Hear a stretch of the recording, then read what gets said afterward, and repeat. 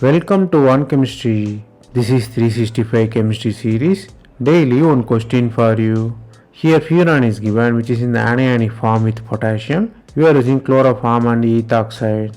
You have to find what will be the final product. The answer lies in the many facts. First step is chloroform and ethoxide. It forms carbene. Because chlorine is a good leaving group, always it's form very unstable intermediate carbene. Then the carbene attacks the ring. Ring is electron rich, carbene is electron deficient. That's why the attack is possible. The attack happened on the double bond. Both double bonds are same. So here I shown the double bond attack. So cyclopropane ring is forming. Then the ring has to be opened. Finally you have pyridine chloride. Here the reason and product formation involve four important factors to drive it. First one is cyclopropane ring strain, which is very strained, try to open it.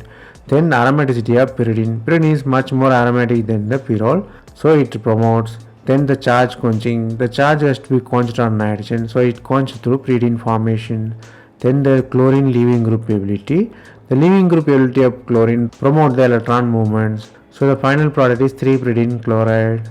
Here the concept you have to learn here is the intermediate carbene, which form from chloroform and ethoxide. That's all from this video. Thanks for watching.